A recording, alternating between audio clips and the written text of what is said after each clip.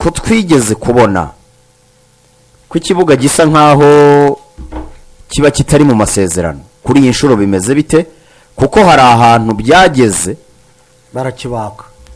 barakibaza se cyangwa na Rayon Sport nayo baracenganye bagacinya bajya gushaka ikibuga handi bavuga ngo hari gukorwa Skol ikavuga ngo ntabwo kiri gukorwa muze mukore abandi bakavuga ngo ntabwo tuhazi igihe bajyaga gusebera ku mumena ntibari bakibatse harira Skol yari yakibatse barimo bacengana Skol yarabihakanaga ariko nabagacinya nabo badashaka kujyayo kubera bari bashwanye n'amasezerano bayahagaritse kuri iyi nshuro bimeze biti ibyo byose nibyo twababajije aba bagabo bombi reka dore kuri Iva Wolfayet nyiri kibuga nyine ariko ngo byose babishyikirije Rayon Sport. For the pitch, it was our own initiative. We as Skol Brewery, we really thought that we preferable invest in infrastructure for the team rather than increasing, let's say, a cash sponsorship. If we do cash sponsorship, ku kibuga navuga ko cyakozwe ku ruhare rwacu nka Skol Brewery twatekereje cyane gushora imari mu bikorwa remezo by'ikipe kurusha kongera amafaranga y'inkunga tubatera. Kongera inkunga y'amafaranga bituma benshi mu bayobozi b'amakipe bihutira kugushora mu kugura no kugurisha abakinnyi ntibashyira imbere guteza imbere ikipe. Iyi niyo mpamvu twavuze tuti nidushyira imbaraga mu gushora mu bikorwa remezo turaba turemeye ikipe ibirindiro yakubakiraho nko mu myaka 20 iri imbere. Iyi ni impamvu twatekereje ko twakongera gukora iki kibuga tukagishyira ku rundi rwego. Twahisemo rero gukora iki kibuga mu buryo bwa kinyamwuga kugira ngo turebe ko Rayon Sport yazacyungukira. Indi mpamvu nuko twifuje guteza imbere ikipe y'abagore. Tunashishikariza cyane Rayon Sport kugira ikipe y'abato. Muri uko kurema ikipe y'abato rero twifuje kugira ikibuga gihoraho kandi ku kibuga cy'ibyatsi bigusaba kwitorezaho nk'amasaha 2 cyangwa 3 mu gihe hariho imvura. Ariko ku kibuga nk'iki nkeka ko iyo ufite urumuri nubwo hano tutararushyiraho gusa byakwemera Rayon Sport kwitoza byibura amasaha 9 ku munsi. Mu minsi iri imbere nituzana urumuri Rayon Sport izemererwa kuba yakora imyitozo amasaha 12 kugeza kuri 18 ku munsi.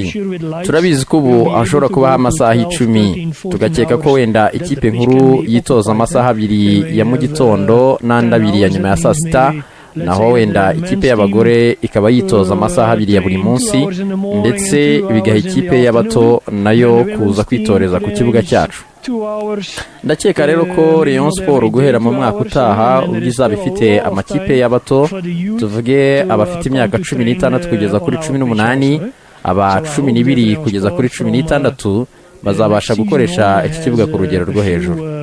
Youth teams, let's say 16, 18, 12, 16, that they invest in this and that they occupy the pitch to its maximum. Program mufana. Ninjyenda mu byo nakoze na komite yanjye harimo iki kibuga imikoranire myiza bakakitwubakira, harimo ikipe y'abadamu kuko ikipe y'abadamu ni mu ntego zacu nk'uko basaza babo bahari. Nta development yabaho hatariho umukobwa n'umuhungu. Bizaba ari byiza ndetse mu kwa 7 tuzagira academy nkuko nabivuze, academy y'abana bato bazajya bazamuka ku buryo iki kibuga ibikorwa twabibyaza umusaruro. Bakiduhaye kuko mu masezerano harimo ko ibikorwa remezo biri hano, harimo aya mazu mubona, harimo iki kibuga n'ibya Rayon Sport mu gihe cyose cy'amasezerano turimo dukorana. Bivuga ko rero ikibuga bakiduhaye nitwebwe tuzakijera cyangwa tuzakimanaginga nka Rayon Sport. Igeze kubaho Rayon Sport wenda yagira igihe itagikoresheje mutabyumvikanyeho, Skol nayo ikarekarama mu masezerano hakubiyemo ko bizagenda bite mu gihe noneho Rayon Sport ariyo yaba idashatse icyo kibuga ku mpamvu zimwe cyangwa izindi. Itagishatse sinzi ikibazo kugikoresha kuko byigeze kubaho wenda habaho ubwumvikane buke ayo masezerano akaba ariho, ariko Rayon Sport yo igahitamo kujya kwishakira ikibuga ku ruhande, Skol kiramanta ko mwisha amasezerano. Reka tujye tureba ibyiza byo harimo ubwumvikane buke, ntabwo rero ngamije kumvikana guke, tugamije guteza imbere, tugamije gukorana n'abantu, tugamije kubaha amategeko, tugamije gukora byiza. Ibyo byabagaho yenda kuko nta mikoranire myiza yari iriho, ariko mu buyobozi bwanjye ibi ntabwo byabaho. Nzaharanira gukorana neza, kubaha kontara ndetse no kureba igikorwa ibyateza imbere nenda kwizeza ko ibyo bitazaba.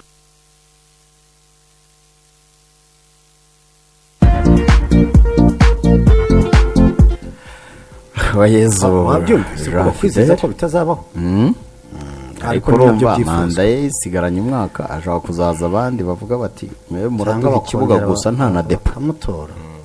Ariko ibyo byose ni ibintu abantu bagenda bavugurura kuko Skol niwe mufatanyabikorwa w'ibanze wa Rayon Sport. Ayiwe na Skol babanye neza pe. Niyo mpamvu abandi bo kuko Rayon Sport mu myaka nk'itanu ishize ishobora kuba imaze gushaka abafatanyabikorwa nka 30 ariko hakaba hasigayemo Skol yonyine cyangwa se na Nyanza mu bo yari imaze gushaka wenda na Kanari nka Baneda. Ariko byibuze urabona ko ari ikipe imeze neza koko mu baterankunga urabona ko bagaragara. Hari yo Kanari yongera umunsi ku munsi miliyoni 40 ku mwaka ntabwo ari nke. Hari yo Nyanza miliyoni 100 zirenga. Hari yo Skol muri 200 uko babivuga. Ariko urumva hari ikipe iba yambaye abaterankunga ariko hajya kubara amafaranga Leonida ugazanga ntibiri muri veni.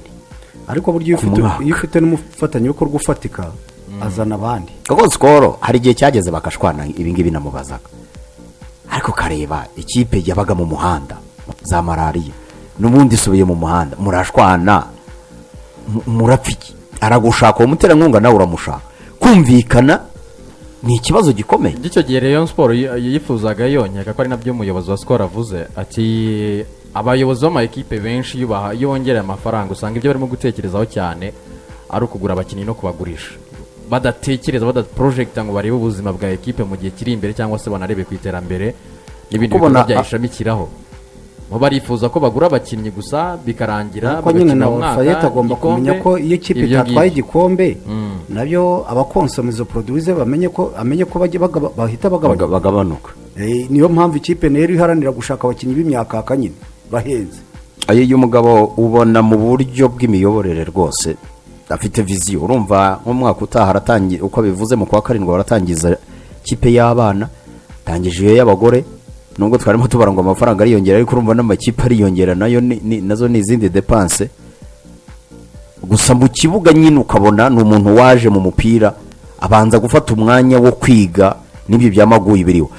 Hari iby'abasifuzi yagarutseho muri disikuru ye mbere yuko bakina na APR avati tugiye gukina na APR ariko turasaba Ferwafa ihagarariwe hano perezida wa Ferwafa yarahari kuzaduha abasifuzi b'abanyamwuga ntabwo dushaka babera Rayon Sport.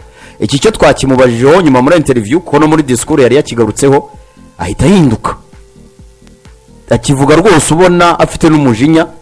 Hanyuma turaza kumva na Nizeyimana Olivier nawe icyo akivugaho nawe arabyemera ko amakosa arimo atari ko buryo ikigora n'ukumenya uwabikoze bishaka n'uwabikoze ari amakosa. Twakomeje kubona reka mbivuge iki nabo dukorana tumaze kubona ibintu bitari professionnel mu mupira wacu w'amaguru. Ntabwo tuzuba ku mupira wacu w'amaguru mu gihe cyose hakirimo ibintu bitari professionnel, utuntu tw'inyungu, utuntu tw'inda, utuntu tw'ubutindi. Ntabwo tuzubaka umupira gutyo, ntabwo twakubaka igihugu gutyo. Ibyo twagiye tubona twagiye duceceka turabyihanganira tugira ngo n'ubuswa. Burya kuba umugome waba umuswa urakosorwa wanakwiga.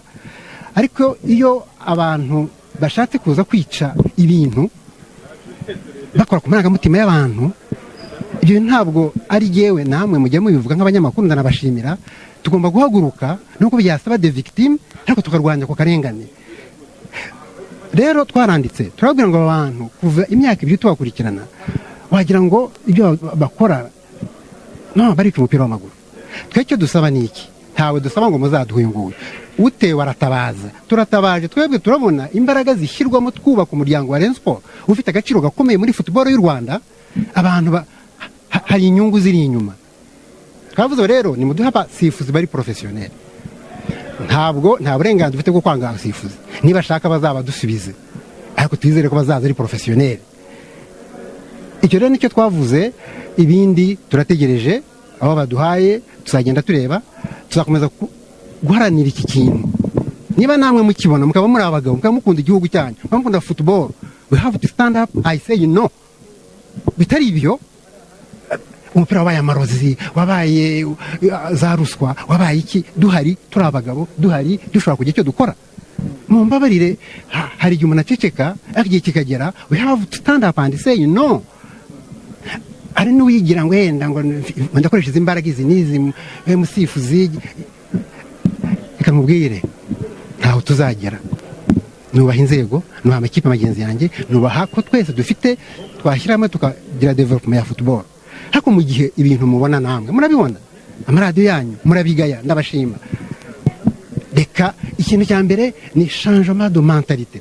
Mu gihe tuvuga ko ibintu bigomba kuzamo amaguye utuntu, ntaho tuzagera. Mureke duhaguruke tuvuge ngo twanze akarengane, twanze turashaka football iri Rwanda rotera imbere. Ariko football twaheze hahandi turi mu bintu byo reka nawe kuvuga. Reka mbanze mvuge ngo ni match ya championnat, mbere ko derby ni championnat, nta manota 3 turayitegura nk'uko twagiye twitegura izindi, turashaka amanota 3. Ariko noneho yifite umwihariko kuko turakina n'ikipe duhanganye ikomeye, ifite amateka na Rayon Sport. Iyo ntabwo dushaka kuyitsindwa, nubwo n'izindi tutifuza kuzitsindwa, ariko yo twari turi muri iki gikorwa nacyo kife parti yo kubaka umuryango wa Rayon Sport, ariko tugiye kwikonsantra, dutegure match, dutegura abakinnyi, twari bishoboka byose, hanyuma ku wa gatandatu tuzakine uwo mukino. Turifuza kuwutsinda kugira ngo dukomeze kuba aba mbere muri fazare. Nongera kwizera ko tuzagira Imana bakaduha imisifurire myiza. Ntabwo dukeneye ngo batuhere Rayon Sport, no, ariko baduhe abana b'Abanyarwanda bari professionnel, batari kuza gutubanga kuko ntazi ibyo bakorera cyangwa bakoramo. Mu kwa mbere igihe cyo kongeramo abakinnyi yari maze iminsi bivugwa, Ruvumbu, Yusefu, ukuri kwabyo n'ukuri. Ubu turi concentré mu kurangiza faze, murabona turi mu bihe bikomeye, naho ngaho focus yacu iri, haba ubuyobozi, haba toza, haba abakinnyi. Ukwa mbere ni kugera niturangiza imate ebyiri zisigaye, tuzabana gutekereza icyo twakora. Aho noneho hazaba na assessment na analyse, turebe ni hehe dukwiye kugira icyo dukora. Ariko oya muri football ni muri competition, icyo twe tuba dushinzwe muri Ferwafa dukora nka regulator, duhuza ibitekerezo n'ibyifuzo by'amakipe yose, ariko tugerageza no kutisha amategeko. Ubutumwa ibarwa twarayibonye, ikipe ya Rayon Sport ni ikipe dukorana neza, ni ikipe twubaha, n'imwe mu makipe akomeye mu Rwanda, ariko kandi ntabwo twajya kure y'amategeko. Birasanzwe cyane ko ikipe zandika zagize ibibazo n'imisifurire rimwe na rimwe, nta nubwo ari Rayon Sport ngira ngo ibikoze ubwa mbere abantu babyumve neza, hari n'abandi babikoze, ariko akenshi biba bihereye no ku kintu kigaragara cyabaye, barega bati muri uyu mukino byagenze uku nguku, dore n'amashusho. Ntabwo twabibonye, gusa hari icyo biba bitwigishije muri Ferwafa, ariko mu by'ukuri ntabwo twakubwira ko kiriya cyemezo koko twakibemereye ngo abasifuzi ntituzongera kubapangira Rayon Sport, cyane cyane ko atari yo yonyine ibikina, ariko iba ari message ifite ikivuze. Ubwo turabikurikirana tukareba ku buryo bwa administration no muri komisiyo y'abasifuzi, ko nubwo ahanini tubikora, ni hari komisiyo yigenga ibikora, gusa n'uburyo babyanditse ntabwo mu by'ukuri bagaragaza ikibazo ku buryo bugaragara ngo tumenye naho twahera. Cyambere imisifurire, ntabwo imisifurire itari myiza ntabwo bidushimisha. Ngira ngo inshuro nyinshi abayobozi b'amakipe, abafana ndetse n'abanyamakuru babyandika, babivuga, ni inshingano zabo, umuntu wese bavuga akora uruhare rwe, ariko inshuro nyinshi nanjye mba nabikoze. Ngira ngo murebye nk'uwo dukorana babishinzwe, rimwe na rimwe nanjye iyo mbonye ikintu nka kiriya ntabwo binshimisha. Biri kure cyane ya gahunda ya Ferwafa, biri kure cyane y'ibyifuzo cyangwa se ya vision naje kuyobora Ferwafa mfite. Ariko nk'uko mubizi turi abantu, ababikora n'abantu, haba mu kwibeshya. Ngira ngo abantu bakwiye gutandukanya uwibeshye n'uwabikoreye ubwende, kuko nabyo twaje gusanga bihaba. Ni intambara itoroshye, ariko ni intambara tugomba kurwana, ntabwo biriya bintu tuzatuma bikomeza kuba.